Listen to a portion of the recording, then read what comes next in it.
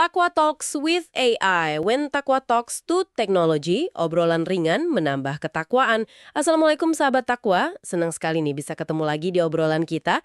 Hari ini kita mau coba gali lebih dalam makna satu ayat yang penting banget dalam Al-Quran, Surah Al-Baqarah ayat ke-41. Ayat ini menarik soalnya ini nyambung langsung dari panggilan Allah Subhanahu wa Ta'ala buat Bani Israel di ayat sebelumnya, ayat 40. Nah, buat pembahasan kita kali ini, kita bakal lihat pandangan dari para ulama tafsir hebat ya. Ada Imam Ats-Tsabari di Jami' Al-Bayan, terus Imam Ibnu Katsir dalam tafsir Al-Quran Al-Azim, ada juga Imam As-Sa'di dalam Taisir Al-Karim Ar-Rahman. Dan beberapa pandangan penting lain juga dari Imam Al-Qasimi di Mahasin At-Ta'wil, sama Imam Az-Zamakhsyari di Al-Kasyaf. Biar pemahaman kita makin kaya gitu ya. Oke, jadi tujuan kita ngobrolan ayat ini pertama ya buat nangkep pesan intinya, terus lihat gimana sih nyambungnya sama ayat sebelumnya. Dan yang paling penting, hikmah apa yang bisa kita ambil buat hidup kita sekarang ini, sahabat Takwa? Zaman modern gini kan? Oke, siap ya? Mari kita mulai aja, kita dengarkan dulu ayatnya. Surah Al-Baqarah ayat 41. Wa aminu bima anzaltu musaddiqan lima ma'akum wa la takunu awwala kafirin bihi wa la tashtaru bi ayati samanan qalila wa iyaya fattakun. Artinya kurang lebih, dan berimanlah kamu kepada apa Al-Quran yang telah aku turunkan yang membenarkan apa yang ada padamu Taurat, dan janganlah kamu menjadi orang yang pertama kafir kepadanya.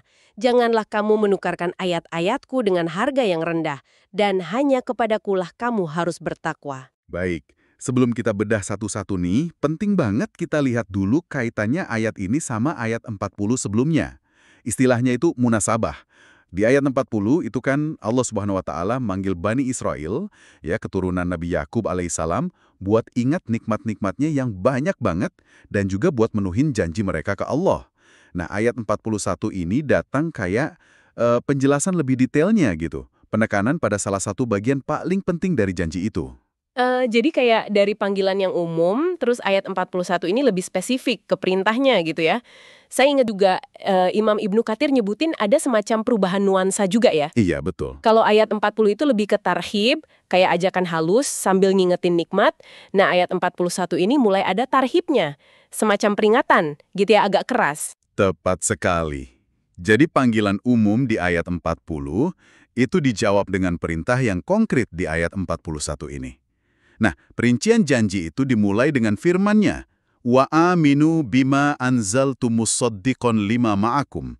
Artinya, dan berimanlah kamu kepada apa yang telah aku turunkan yang membenarkan apa yang ada padamu. Nah, ini nih, apa yang telah aku turunkan itu maksudnya apa ya persisnya? Terus gimana caranya Al-Quran itu membenarkan apa yang ada pada mereka? Apa artinya isinya kepliplek sama gitu? Oke, pertanyaan bagus. Para ulama tafsir kita, misalnya Imam Ats-Tsabari, Imam Al-Qasimi, itu sepakat kalau apa yang telah aku turunkan di sini, ya spesifik, rujukannya itu Al-Quran, yang diwahyukan ke Nabi Muhammad SAW. Terus soal makna membenarkan apa yang ada padamu, nah ini penting. Bukan berarti Al-Quran itu isinya sama persis, plek-ketiplek kayak tadi dibilang, dengan Taurat dan Injil yang ada di tangan mereka waktu itu. Nggak gitu. Tapi maksudnya itu, Al-Quran itu isinya sesuai, sejalan sama inti ajaran yang asli dalam kitab-kitab mereka. Terutama hal-hal mendasar, kayak tauhid ya, mengesahkan Allah Subhanahu wa Ta'ala, terus prinsip dasar iman.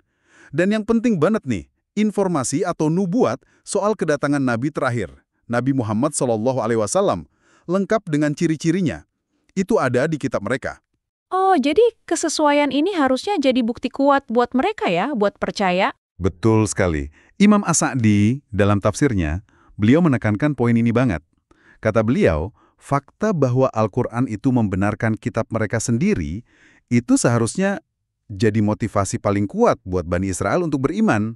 Kenapa coba? Kenapa tuh? Ya, karena kalau mereka nolak Al-Quran, itu secara nggak langsung mereka juga mengingkari bagian dari kitab mereka sendiri. Bagian yang udah ngasih tahu soal kedatangan Nabi Muhammad SAW. Bahkan, Imam Ibnu Jarir At-Tabari lebih tegas lagi. Beliau bilang, beriman ke Al-Quran itu adalah bagian dari konsekuensi iman ke Taurat. Soalnya perintah buat ikut Nabi akhir zaman itu emang ada di kitab mereka. Wah, ini menarik banget ya. Jadi nolak Al-Quran tuh kayak mengingkari kitab sendiri jadinya. Tapi saya pernah dengar juga ada yang pakai ayat ini buat bilang kalau kitab mereka itu nggak ada perubahan sama sekali. Gimana tuh? Nah, iya. Imam Al-Qasimi di Mahasin At-Ta'wil ngebahas ini juga. Beliau meluruskan nih, kata beliau, membenarkan di sini itu bukan berarti semua isi kitab mereka saat itu masih 100% asli, nggak berubah. Maksudnya itu Al-Quran datang sesuai dengan kebenaran inti dan nubuat-nubuat asli yang memang ada di kitab mereka. Meskipun ya, seiring waktu mungkin ada bagian-bagian yang hilang atau diubah sama tangan manusia. Jadi, Al-Quran dan sosok Nabi Muhammad SAW itu cocok sama blueprint atau deskripsi asli yang ada di kitab-kitab sebelumnya, gitu. Oke, paham sekarang. Jadi penting nih buat dipahami. Iman yang sejati itu berarti kita nerima kebenaran ilahi secara konsisten ya sahabat takwa. Kalau ada wahyu baru yang benerin inti ajaran sebelumnya, ya harusnya diterima. Wah, ini pelajaran pertama nih soal otentisitas iman kita. Betul. Ini nantang kita biar nggak pilih-pilih dalam beriman. Oke, kita lanjut ya ke bagian berikutnya dari ayat ini. Wala takunu awwala kafirin bihi.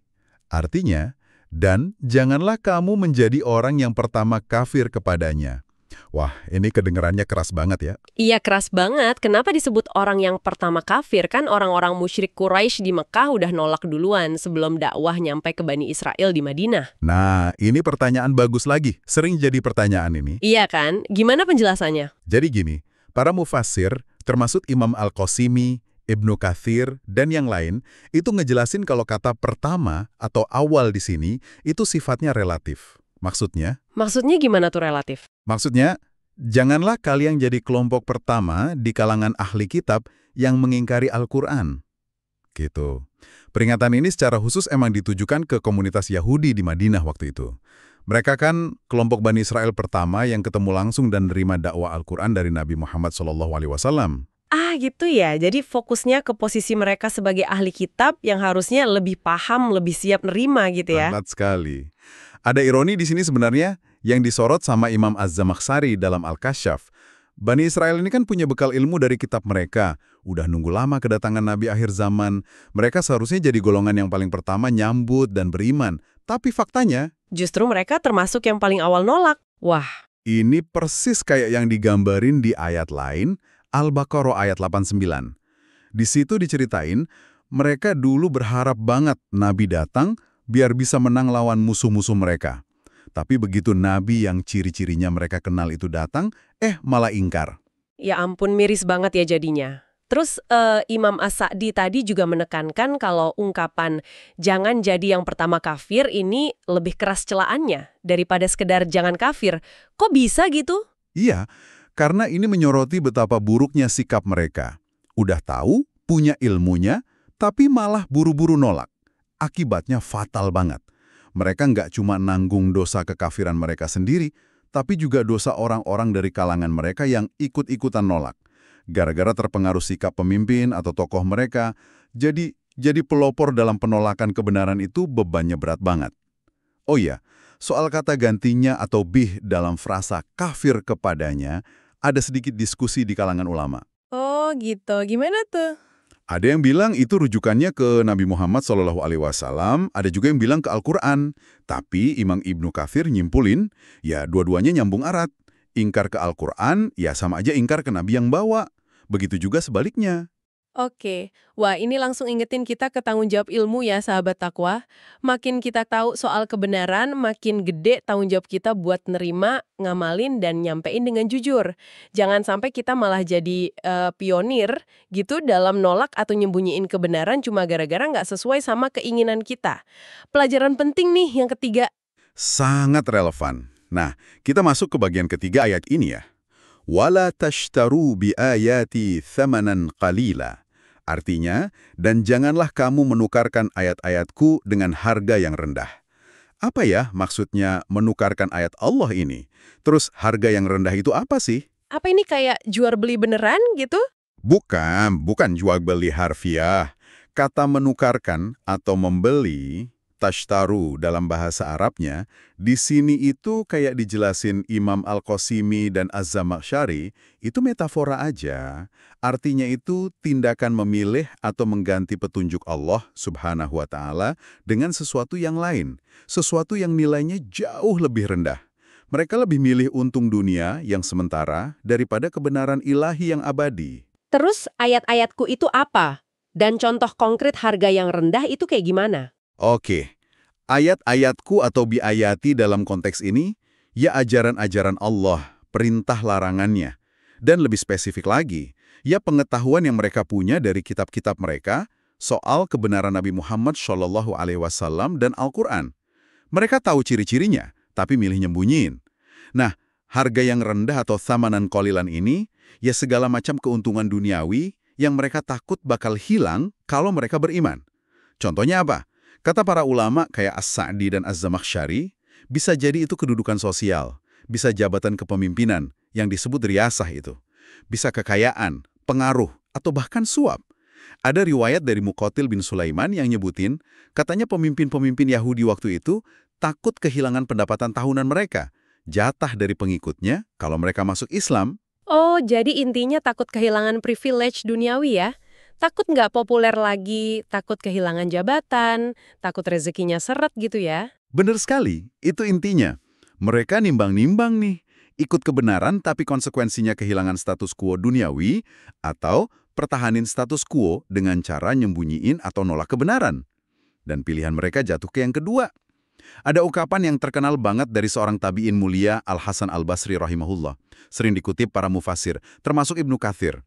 Kata beliau, harga yang rendah itu sebenarnya ya seluruh isi dunia ini kalau dibandingin sama kebahagiaan dan ridho Allah Subhanahu wa Ta'ala di akhirat, tetap aja nilainya kecil, remeh. Masya Allah, dalam banget ya itu. Ini benar-benar nusuk gitu ya sahabat Aqwa, betapa seringnya mungkin kita sadar atau nggak sadar dihadapin apa pilihan serupa tapi dalam skala beda.